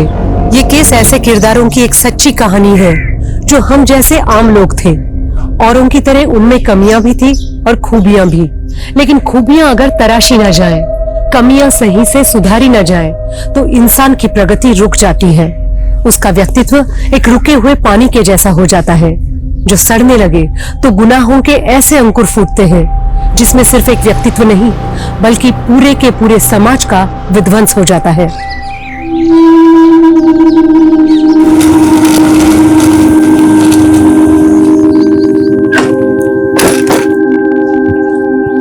गुड मॉर्निंग पापा। Good morning. कल सुबह निकली थी तुम और आज सुबह लौट रही है। मेरे पापा, आप तो मेरा काम जानते हो ना कि कैसे है। हाँ, सब जानता हूँ। दिन भर इधर उधर धक्के खा के खतरे मोल लेती रहती है। पापा। हाँ योगेश। रजनी, ब्रेकिंग न्यूज है। एसपी माहेश्वरी का मर्डर हो गया। क्या? हाँ, उनकी लाश उन्हीं की गाड़ी में उनके घर के सामने मिली है। लेकिन उन्हें तो बुधिया को पकड़ने का मिशन सौंपा गया था ना। हाँ, तो क्या बुधिया ने उन्हें भी? डकैत बुधिया, जिसको आज तक किसी ने नहीं देखा, लेकिन उसका आतंक आए दिन देखने को मिल रहा है। पिछले 10 साल में 100 से ज्यादा कत्ल करने वाले बुधिया ने इस बार अपना टारगेट IS रैंक के पुलिस ऑफिसर को बनाया। तो अब सवाल ये उठ रहा है, क्या बुधिया को पकड़ने वाला पुलिस फोर्स में कोई है?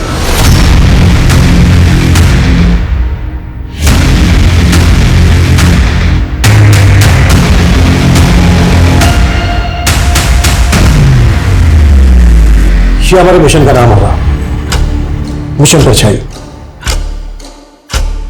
अब तक बुधिया नाम की परछाई को पकड़ने के लिए 6 मिशन फेल हो चुके हैं, और अफसोस की बात 6 मिशन तो शुरू होने से पहले ही खत्म हो गया था। जैसे ही एसपी प्रदीप महेश्वरी ने इस एरिया को ज्वाइन किया, कत्ल कर दिया गया उनका। या सर, महेश्वरी सर की गाड़ी का ड्राइवर दर्शन भी जाएगा सर। मर्डर से एक दिन पहले महेश्वरी सर अपनी टीम को ब्रीफ देने के लिए सुबह 7 बजे अपने घर से निकले थे, पर वो मीटिंग में पहुंच ही नहीं पाए। एम्बैरेसिंग तो यह है सर कि अपने डिपार्टमेंट में ये रूमर उड़ रहा था कि बुधिया के डर से महेश्वरी सर कहीं गायब हो गए। What rubbish! महेश्वरी बैचमेट था मेरा, अच्छे से जानता हूं महेश्वरी को। एनीवे, हमें महेश्वरी के ड्राइवर दर्शन के गायब होने की कहानी भी पता करनी हो सकता है सर ये बुधिया का इन्फॉर्मर हो। As we all know, Budhia के डर से अपने डिपार्टमेंट के कई लोग इन्फॉर्मेशन लीक कर देते हैं। इसलिए मैंने डीआईजी सर से बात करके इस मिशन के लिए कुछ सेलेक्टेड ऑफिसर रखे हैं। क्या अपडेट है बाकी सर? सर वो जतिन और रमेश ने अचानक सिक लीव ले ली। जानता हूं। अब तक 6 मिशन में 16 पुलिस वाले मारे जा चुके हैं। आई नो, हम अपने लिए नहीं बल्कि अपने परिवार के लिए कंसर्न होते हैं। Anyway, इस मिशन के लिए हमें सिर्फ और सिर्फ वो पुलिस वाले चाहिए जो अपने परिवार को भूलकर इस मिशन में शामिल हो। कब तक आ रहे हैं सर? 1 घंटे में रिपोर्टिंग कर देंगे सर। तब तक उस कांस्टेबल को बुलाओ जो महेश्वरी के घर पर सिक्योरिटी पर तैनात था। सर।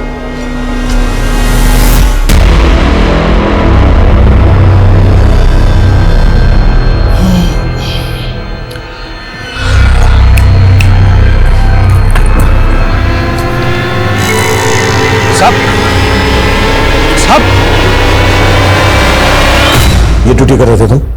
साहब 39 घंटे से नॉन स्टॉप ड्यूटी कर रहे थे साहब। हम आंख बंद नहीं करते तो वहीं पर ऑफ हो जाते साहब। हम मजाक समझे? एक सीनियर ऑफिसर का कातिल इतनी आसानी से भाग गया? और तो साहब आप चाहो तो हमें सस्पेंड करवा दीजिए, लेकिन हम तो खैर मना रहे हैं कि वो हमें सोता देखकर बुधिया का आदमी हमें गोली नहीं मारा। डकैत बुधिया का खौफ चाहे जितना भी हो, लेकिन आपको ये बात जान के हैरानी होगी कि बुधिया का असली नाम बुधिया है ही नहीं। जी हाँ, बुधिया का असली नाम के अक्षर से शुरू होता है। मैं उसके माँ बाप, परिवार और उसके गांव की एक एक डिटेल्स आपसे जल्द ही साझा करूंगी। जिस बुधिया की फोटो तक पुलिस के पास नहीं है, उसकी फोटो जल्द ही आप अपनी टीवी स्क्रीन पर देखेंगे। मालिक, आज तक आपको देख ही कौन पाया है, और ये लड़की आपकी फोटो निकाल ली। इस लड़की ने तो मेरा भी दिमाग खोल कर रख दिया है। आप आज्ञा देते उस लड़की की गर्दन कटवा दूं? बस, मैंने उसकी आंखें फुड़वा दी जिसने एक बार भी मुझे देख लिया। किसी की आंख निकाल कर मार देता है, किसी की जुबान काट देता है। कई सरकटी लाशें मिली हैं जिनके मर्डर में बुधिया का हाथ माना जाता है। बिजनेसमैन, पॉलिटिशियन, आम आदमी। ऑन द रिकॉर्ड अब तक 151 से ज्यादा मर्डर केसेस, 72 डकैती, 67 किडनैपिंग। और कोई नहीं जानता कि वो दिखता कैसा है। पहले ऐसे कई लोगों को अरेस्ट किया गया सर, जिनको बुधिया गैंग का माना गया, लेकिन उनसे भी कोई इंफॉर्मेशन हाथ नहीं लगी। अब हमें नए सिरे से बुधिया और उसके गैंग की एक एक इंफॉर्मेशन निकालनी होगी। अब तक जो हमारे पास इंफॉर्मेशन है उसके हिसाब से वो लोग जंगलों में रहते हैं, और उन जंगलों के ट्राइब्स के लोग उसकी शील्ड बनते हैं। हमें अपने खबरों को कुछ इस तरह से इस्तेमाल करना होगा कि वो उन लोगों के साथ मिलजुल कर बुधिया और उसके गैंग की एक एक इंफॉर्मेशन निकालें। हमें कैसे भी करके बुधिया और उसके गैंग का आतंक खत्म करना है।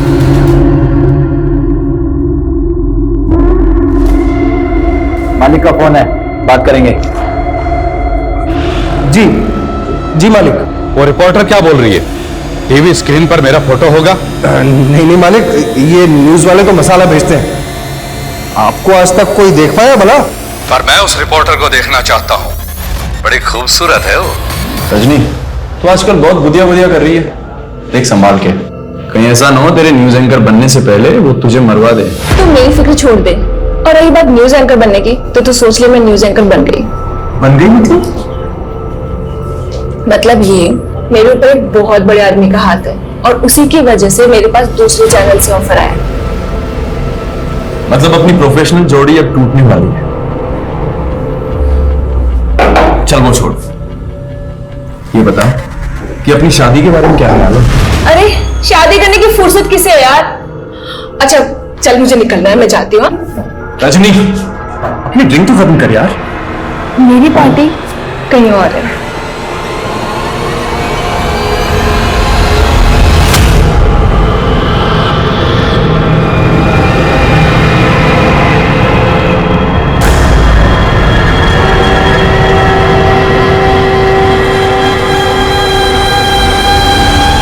देखिए जन्म कुंडली। जन्म कुंडली के आधार पर इंसान के जन्म स्थान का भी पता लगाया जा सकता है और मेरा अगला मिशन उसी स्थान पर जाना है जहां मैं बुधिया का असली नाम और उसका पता मालूम करूंगी। Very good. Thank you.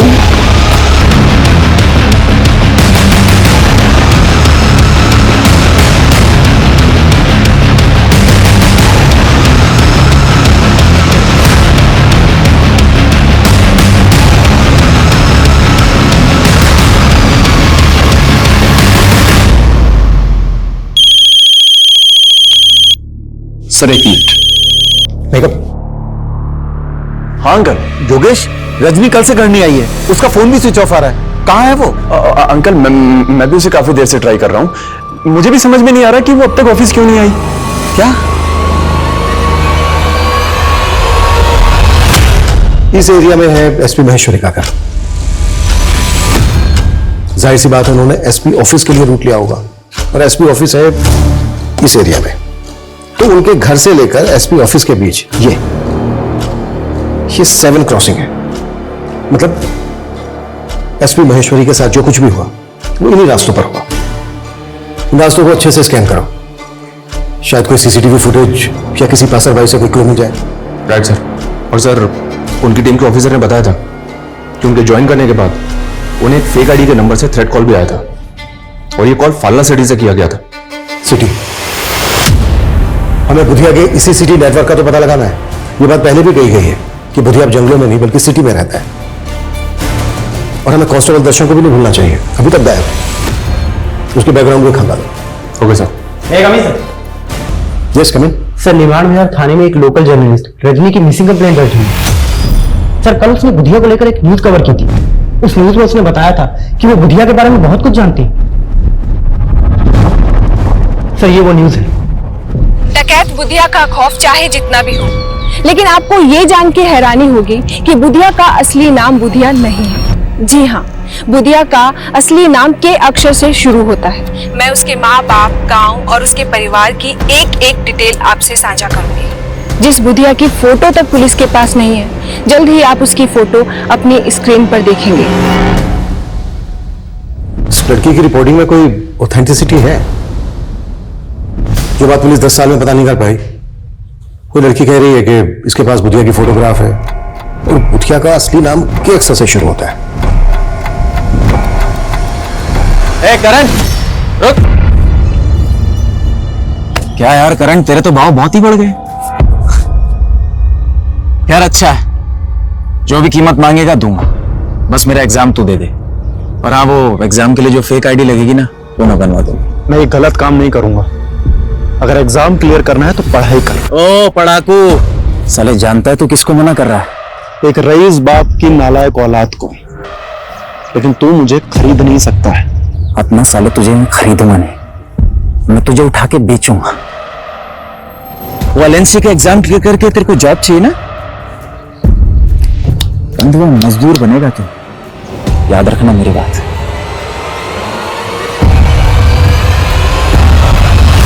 Sir, मुझे नहीं मालूम रजनी डकैत बुधिया को लेकर क्या जानती थी क्या नहीं।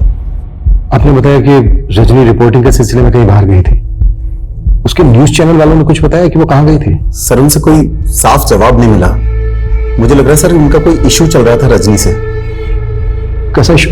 वो मुझे नहीं मालूम सर, पर रजनी बता रही थी कि वो उनका न्यूज चैनल छोड़कर कोई नया न्यूज चैनल ज्वाइन करने वाली थी। रजनी ने कभी आपसे कोई जिक्र किया था कि वो कौन सा न्यूज चैनल ज्वाइन करने वाली है? सर, उसने मुझे ये भी नहीं बताया सर। सर प्लीज उसका पता कीजिए, मुझे बहुत फिक्र हो रही है सर। कौन से मिस्री खाकर इतना चटर पटर करती हो?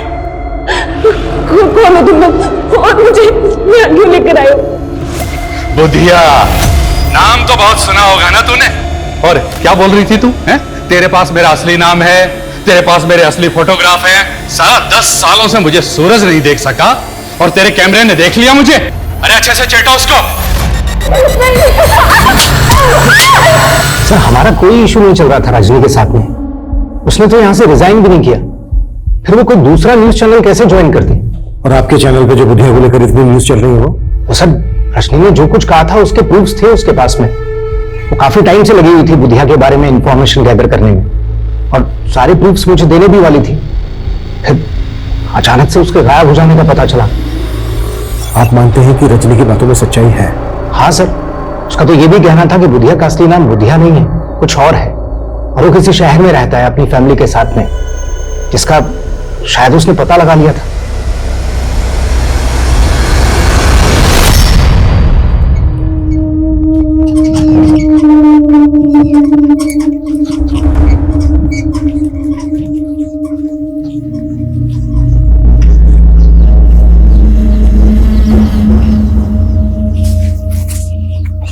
पापा, तबीयत कैसी है आपकी?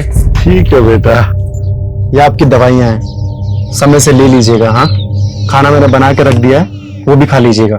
अच्छा पिताजी, मैं निकलता हूँ, लेट हो रहा हूँ। अरे हमारी वजह से तुझे कितनी परेशानी हो रही है।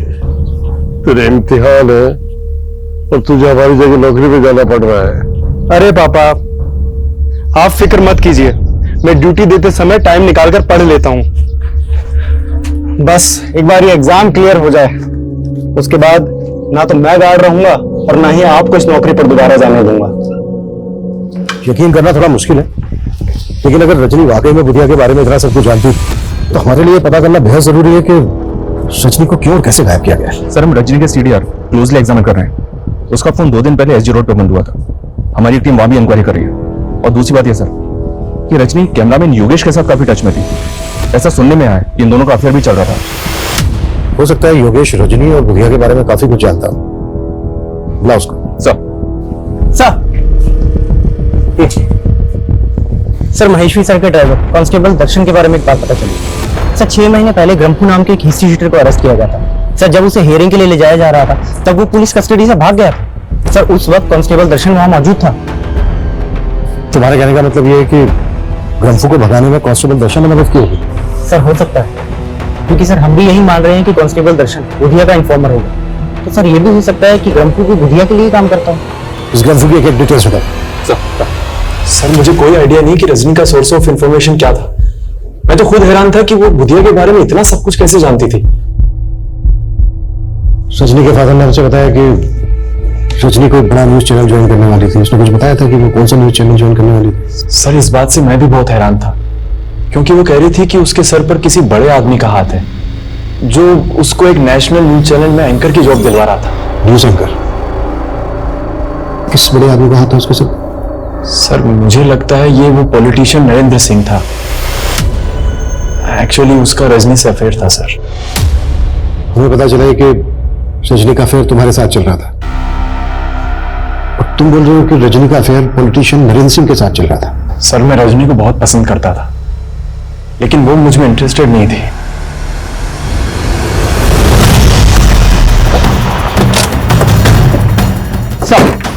सर, इसी एरिया में रजनी का फोन बंद हुआ था। सर, हमें यहाँ पे रजनी की स्कूटी गिरी हुई मिली है। स्कूटी का इस हाल में यहाँ पे मिला, इसका क्या मतलब हो सकता है? कहीं ऐसा तो नहीं कि रजनी को किडनैप किया गया? स्कूटी में कुछ मिला गया? जी सर। सर, स्कूटी की डिग्गी में ये टॉय मिला है। रजनी की स्कूटी में हमें एक टॉय मिला है, इस पे लिखा है माई बेबी। रजनी जिस बच्चे को ये टॉय देना चाहती थी, क्या आप उसे जानते हैं? सर, ये तो उसकी माँ ने उसको गिफ्ट दिया था जब वो बच्ची थी। सर, अपनी माँ के गुजरने के बाद वो उसे हमेशा मिस करती थी। उसकी दी हुई चीज उसने आज तक संभाल कर रखी सर। पर अब सर, क्या हुआ उसके साथ सर? अभी ठीक से कुछ कह नहीं सकते, पर हमें ऐसा लगता है कि शायद रजनी को किडनैप किया गया है। ये इधर है, ये मेरी तरफ आ रहा है, प्लीज मुझे बचाओ। सांप इधर है, सांप मुझे काट लेगा, प्लीज मुझे बचाओ, मेरे पास आ रहा है, प्लीज मेरे हाथ खोलो, किधर है? मुझे काट लेगा, मेरे हाथ खोलो, सांप वो मुझे काट लेगा, प्लीज मेरे हाथ खोलो, वो आ रहा है, मुझे काट लेगा, कहाँ है सांप? किधर? लड़की पकड़, चल चल चल चल, पकड़ पकड़, चल पकड़, रोक।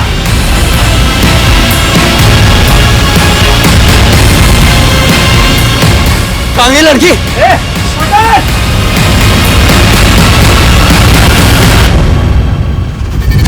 ये वीडियो क्लिप इलेक्शन के टाइम का है सर। रजनी ने इलेक्शन में लीडर नरेंद्र सिंह के खिलाफ काफी अच्छी खासी रिपोर्टिंग की थी, और योगेश बोल रहा है कि इन दोनों का अफेयर चल रहा था। नरेंद्र सिंह के गुंडे मासूम जनता को डरा धमका के उनके चुनाव चिन्ह दराती पर मुहर लगाने की धमकी दे रहे हैं। उनके नारे सुन चौंक जाएंगे। वो कह रहे हैं मुहर लगाओ दराती पे वरना गोली चलेगी छाती पे। ये नरेंद्र सिंह है तो काफी दबंग सर। हो सकता है रजनी को इसी ने अगवा करवा दिया। सोचा होगा कि सबको लगेगा बुधिया ने रजनी को अगवा किया है। बुधिया और उसका कि अक्षय से शुरू होने वाले असली नाम का कोई कनेक्शन जुड़ा गया? नहीं सर, मैंने बुधिया से जुड़े हर केस की फाइल खंगाल ली है, लेकिन बुधिया या उससे जुड़े किसी भी ऐसे आदमी का नाम पता नहीं चला है जो केस से शुरू होता है।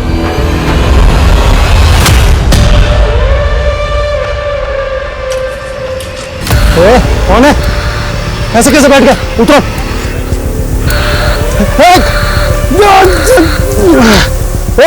क्या चाहिए तुम्हें? कौन हो?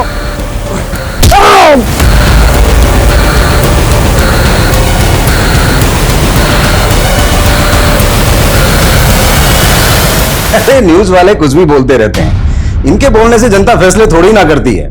रजनी ने चाहे कितनी भी नेगेटिव रिपोर्टिंग की हमारे खिलाफ, लेकिन चुनाव तो हम जीत ही गए ना। चुनाव के दरमियान रजनी इतना कुछ बोल रही थी आपके खिलाफ, फिर चुनाव जीतने के बाद वो आपसे मिलती क्यों रही? काफी फोन कॉल्स भी हुए आप दोनों के बीच। देखिए, ये मीडिया वाले चढ़ते सूरज को सलाम करते हैं, हम जैसे राजनेताओं से काफी मतलब निकालने होते हैं उन्हें अपने। तो रजनी कौन सा मतलब निकाल रही थी आपसे अपना? अरे साहब वो सब छोड़िए आप, लेकिन देखिए उस लड़की को ढूंढने में कोई भी कोताही मत बरतिएगा। आखिर वो हमारे इलाके की एक होनहार पत्रकार थी।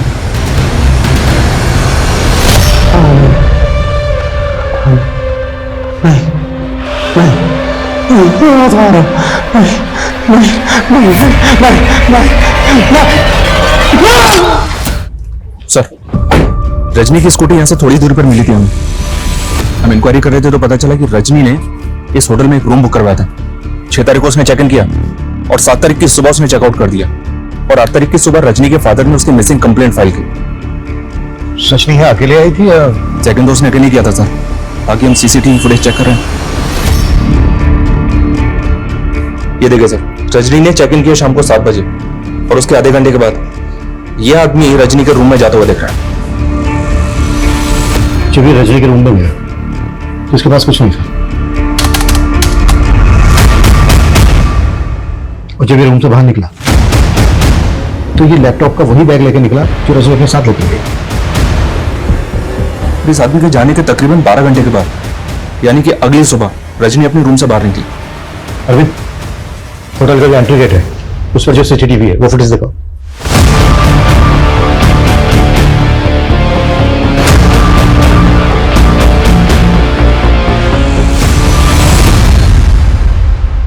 ये तो योगेश है। योगेश रजनी को फॉलो करता हुआ या होटल तक आया और चला गया।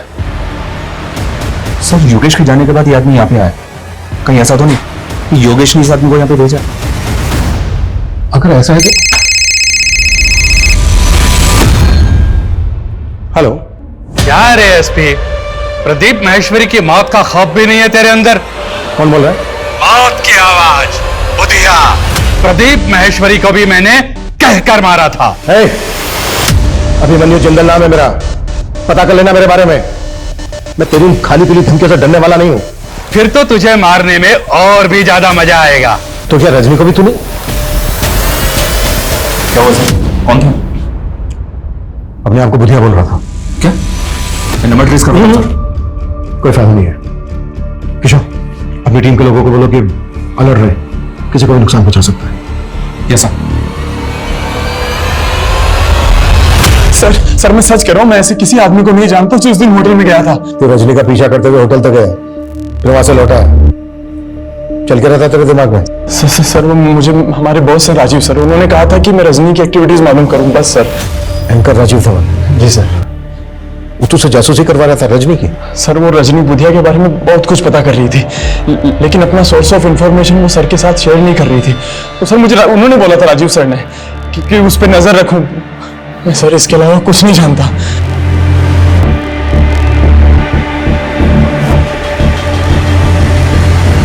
पता करो इस योगेश और राजीव धवन के बीच क्या खिचड़ी पक रही है, और उस कैब वाले आदमी के बारे में भी जल्दी बताओ। सर,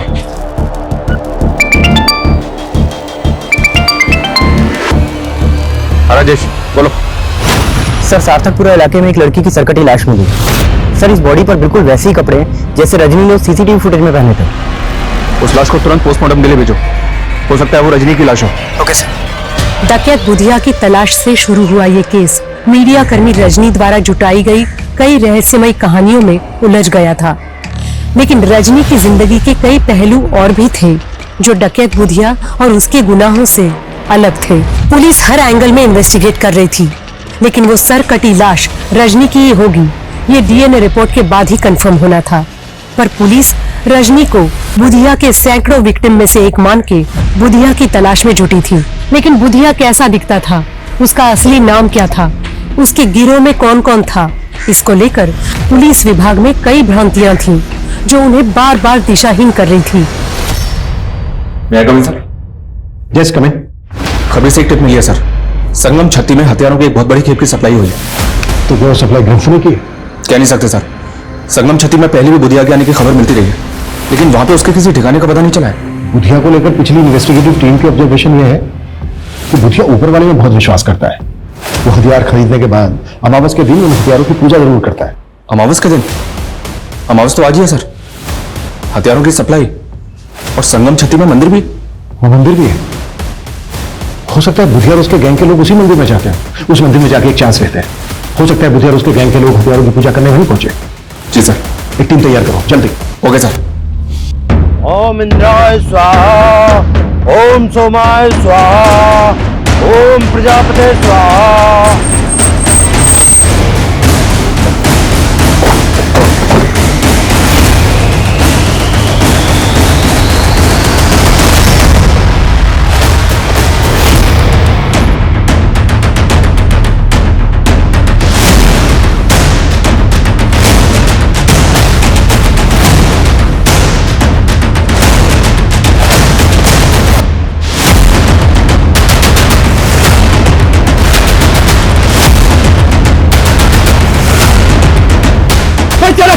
कोई चलाकी नहीं करेगा। सर सर क्या हो रही है? तलाशी लो सबके।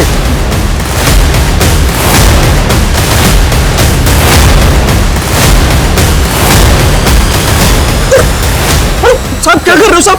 साहब ये क्या कर रहे हो साहब? साहब आखिर बात क्या है? ज्यादा ड्रामा मत कर। तुम सबके सब बुधिया गैंग के आदमी हो ना? बुधिया गैंग? ये क्या बात कर रहे हैं सर आप? सर ये पवित्र स्थान है, यहाँ डाकू लुटेरे नहीं आते। तो फिर ये लोग कौन है और पूजा किस नाम से करवा रहे थे आप? सर जजमान का नाम कामराज है और ये इंदौर से पधारे हैं। कामराज, जैसा कि इन्होंने बताया इसका नाम कामराज है। अगर रजनी की इंफॉर्मेशन को सही माने तो बुधिया का असली नाम भी के अक्षर से शुरू होता है। सर यहाँ पे इनके पास हथियार नहीं मिला है, इनकी गाड़ी वाड़ी भी चेक की है, लेकिन कुछ भी सस्पिशियस नहीं मिला। एक काम करो, इन सबके नाम, एड्रेस और फोन नंबर ले लो और जाने दो सबको, और इन सबको यहीं से फॉलो करो। इन सबकी एक एक डिटेल चाहिए मुझे। Okay sir. Excuse me sir. Hello, ठीक है सर। उस सरकारी लाश का डीएनए रजनी के फादर के डीएनए से मैच हो गया।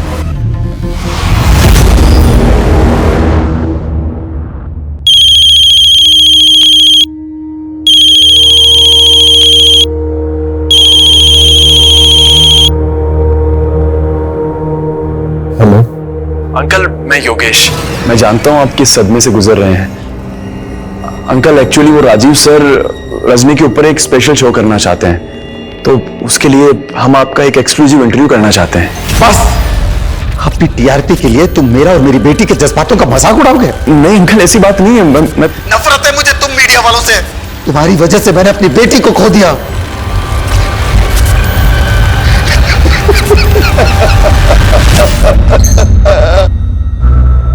किशोर सर, बुधिया पिछले 10 साल से क्राइम कर रहा है।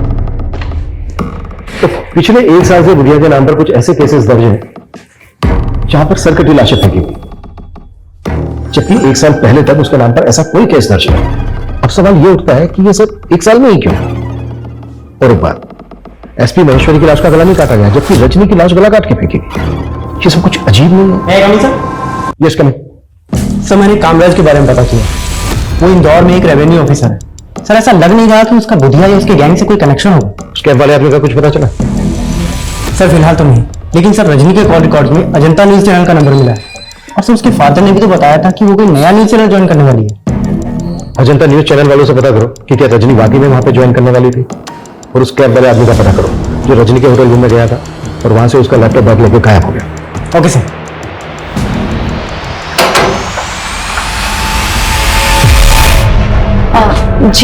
जी मुझे स्टेट एजेंट जितेंद्र ने भेजा है, वो आपका ऊपर वाला फ्लोर का कमरा लेने की बात हुई थी किराए पे। अरे हाँ आओगे तो जल्दी कर जी जी जी जी ये कमरा जी।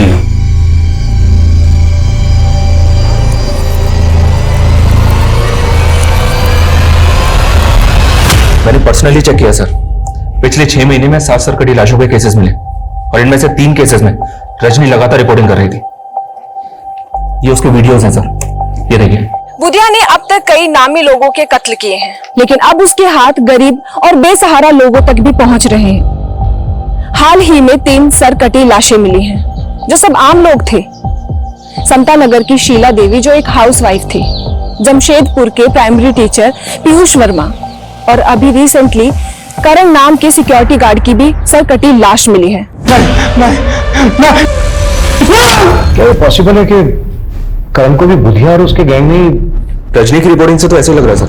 हमें इन तीनों विक्टिम की फैमिली से मिलना चाहिए, क्योंकि ये बात भी कोई कम चौंकाने वाली नहीं है कि रजनी को भी उसी एमओ से गला काट के मारा गया है जिस तरह से इन तीनों विक्टिम्स को। 13,267 में जोड़े 7,500 तो हुए 20,767 पापा। अरे हाँ इतना जोड़ भाग आता है हमें। पापा जोड़ भाग नहीं, सिर्फ जोड़। जोड़ का मतलब प्लस और भाग का मतलब डिवाइड। पापा मैंने आपको सिखाया था ना, आप सब भूल जाते हो। अंकल वो एक्चुअली नल में पानी नहीं आ रहा ऊपर। वो वॉल बंद होगा, पापा मैं खोल देती हूँ।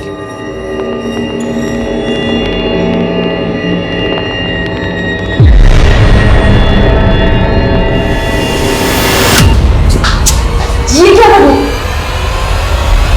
संजीव, 2 महीने पहले आपके बेटे की लाश मिली थी।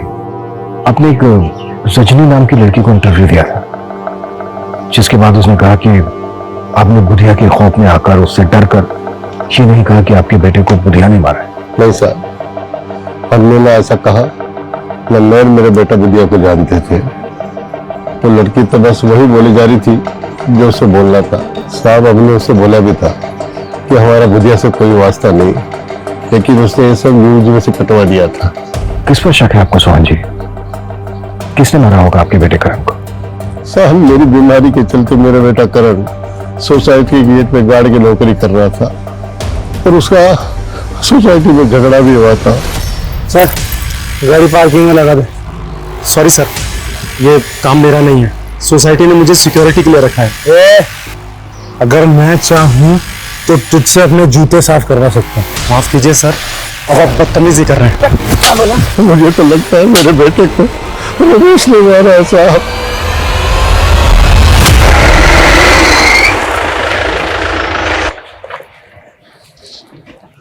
सर मैंने रमेश का पता करवाया, वो पिछले 3 दिन से गायब है, उसका फोन ही बंद आ रहा है। पता करो उसका। लेकिन गौर करने वाली बात यह है कि करण के फादर का भी वही कहना है जो बाकी के दोनों विक्टिम्स की फैमिली का कहना है। लेकिन रजनी की रिपोर्टिंग साफ साफ बुधिया के खिलाफ थी। सर कहीं रजनी इन मर्डर के केसेस का डायरेक्शन चेंज करने की कोशिश तो नहीं कर रही थी? उसकी कई महीनों की रिपोर्टिंग बुधिया सेंट्रिक की थी, पर मीडिया ने भी कोई कसर नहीं छोड़ी बुधिया की हवा फैलाने। मतलब सर आप कहना चाहते हैं कि तीनों केसेस अलग अलग हैं? अगर ये तीनों केसेस अलग अलग हैं भी, तो सवाल ये उठता है कि रजनी को उसी एमओ से क्यों मारा जैसे बाकी के तीनों विक्टिम्स के बाद? सर मैंने पता किया, अजंता न्यूज चैनल से रजनी को कोई जॉब ऑफर नहीं हुआ, लेकिन सर रजनी ने अपनी करियर की शुरुआत उसी न्यूज चैनल से की थी। सर वो वहां पे एक इंटर्न थी और एक अमन नाम के रिसर्चर के अंडर में काम करती थी। सर ये अमन, सर मैं इस अमन से भी मिला, अभी उस न्यूज चैनल में एडिटर है। सर इसकी कदकाठी बिल्कुल वैसी ही है जैसा आदमी हमें कैप पहने उस होटल के सीसीटीवी में दिखाई दिया था। अरे सर मैंने क्या किया सर? नहीं रो, चल ये टी शर्ट और ये कैप पहन, कैट वॉक करवानी है तेरी। मैं कुछ समझा नहीं सर। सब समझ में आ रहा है तेरे। तेरा फोन होटल के उस एरिया में एक्टिव था ना, जब रजनी से मिला था तो इसी तरह की कैप और टी शर्ट पहनी थी ना तूने? सीधे सीधे बोल दे, रजनी के मर्डर से तेरा क्या लेना देना है? सर रजनी का मर्डर मैंने नहीं किया, बल्कि रजनी तो खुद मुझे क्या रुके क्या बीच में बोल आगे।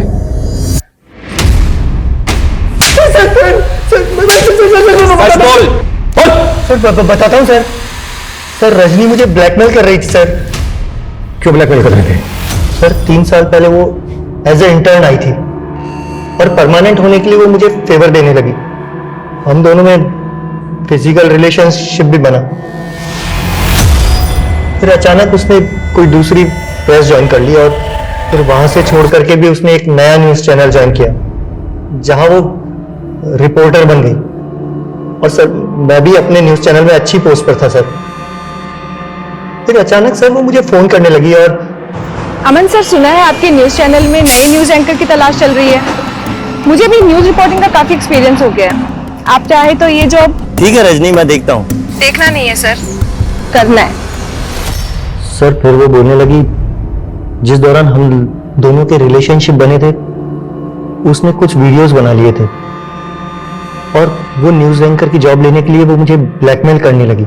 मैं किसी तरह उसे टालता रहा, लेकिन सर फिर अचानक उसने कहा कि उसके पास में बुधिया से रिलेटेड कोई इंफॉर्मेशन है।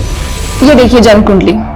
जन्म कुंडली के आधार पर इंसान के जन्म स्थान का भी पता लगाया जा सकता है और मेरा अगला मिशन उसी स्थान पर जाना है जहां मैं बुधिया का असली नाम और उसका पता मालूम करूंगी। अरे वाह रजनी, तुमने तो कमाल कर दिया। Very good, thank you. उसके मोबाइल लैपटॉप में वीडियोस तो क्या एक फोटो तक नहीं था सर। वो लड़की मुझे घुमा रही थी।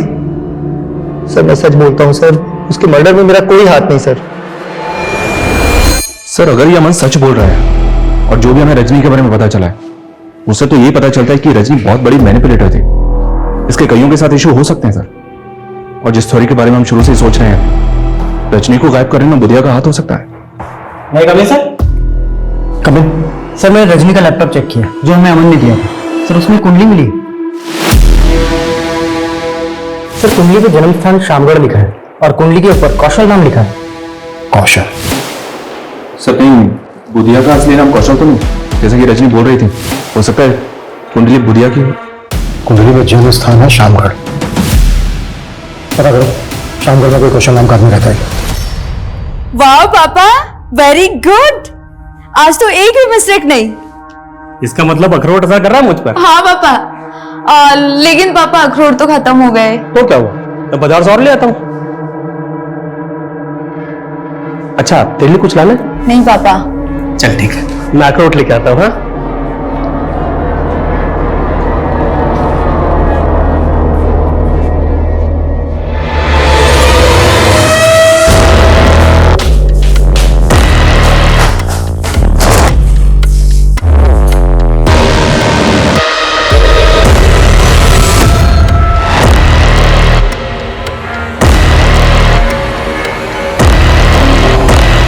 शामगढ़ थाने से इस कौशल का फोटो मिला है जो पिछले 10 साल से एक मर्डर केस में एब्सकॉन्डिंग है।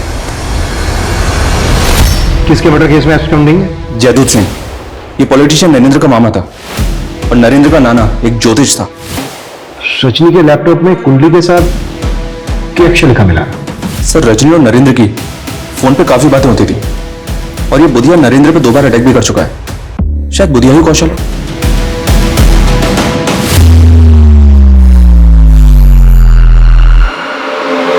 मेरे हाथ में जोर नहीं है क्या? मेरा दम लगा। हाँ मालिक।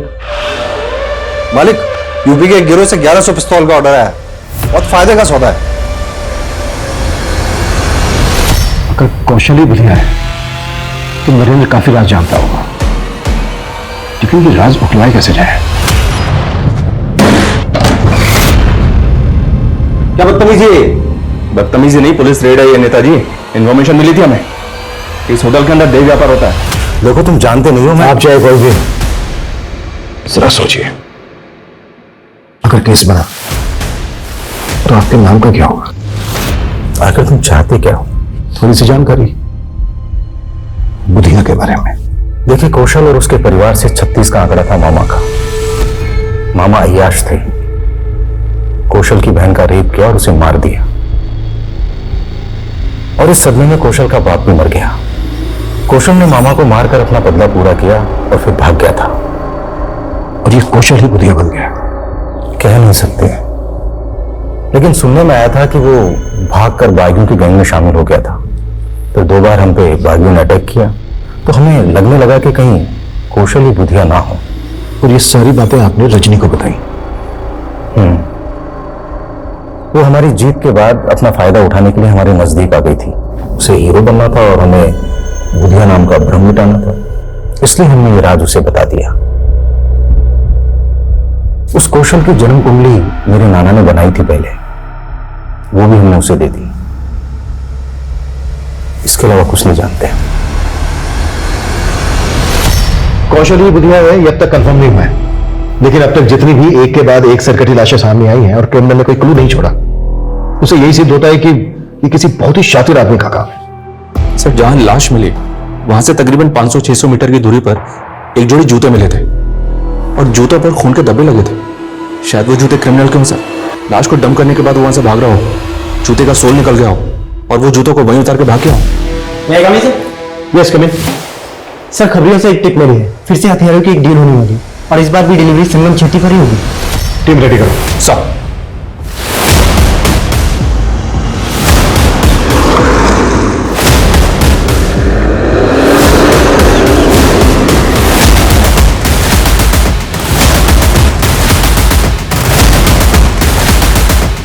और आया एकदम रेडी है।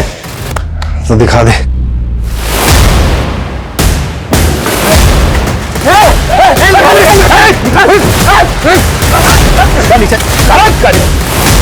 ए धनिया, क्या लफड़ा हो रहा है? कोशिश और समाज नहीं तो शूट कर दूंगा।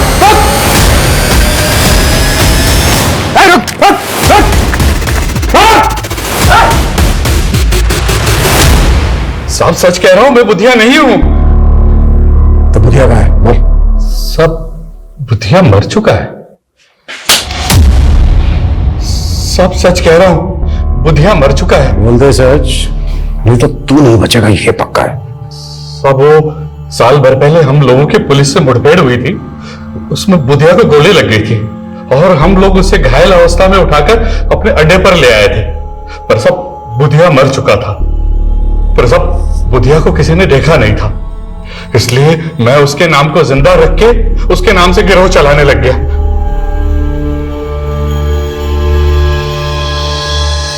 ये कौशल इधर था? हाँ साहब, यही बुधिया था। सब कौशल का केतु बहुत बलवान था और केतु की पूजा बुध की रात्रि को की जाती है, इसलिए वो अपने आप को बुधिया कहलाने लगा। एसपी प्रदीप महेश्वरी, उनका भी तुम्हीं लोगों ने मारा था? हाँ साहब, हमने उनको उठाकर मार डाला।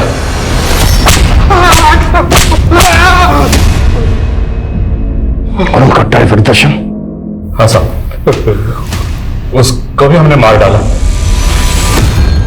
हमें जो इतनी सारी सरकटी लाशें मिली हैं, उन लोगों को भी तुम्हीं लोगों ने मारा?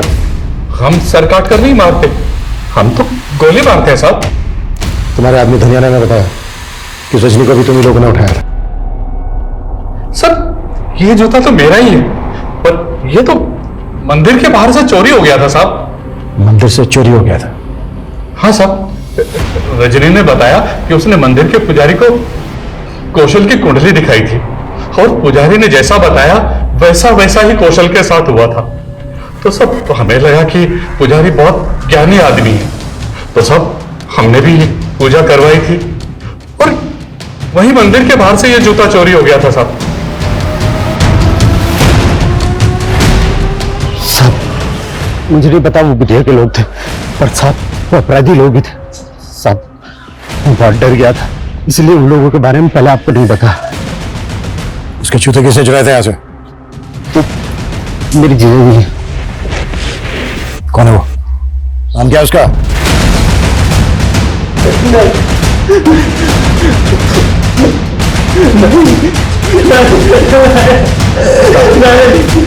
मेरी बेटी को फंसाएगा तुझको तो मैं काट डालूंगा।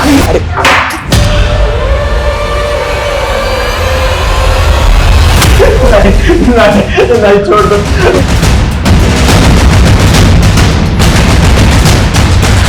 राजेश,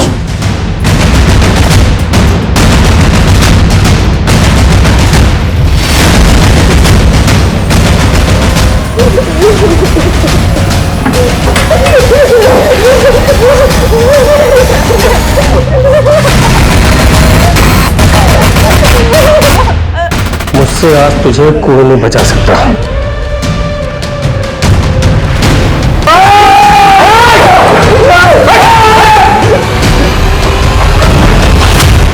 सब कुछ सच सच बोल, अब अभी शुरू से। दिमाग धंसता साहब मेरा, सभी लोग मेरा मजाक उड़ाते हैं और इसके चलते मेरे बाप ने मेरी शादी उस ब्रिज की अपंग बहन से कर दी।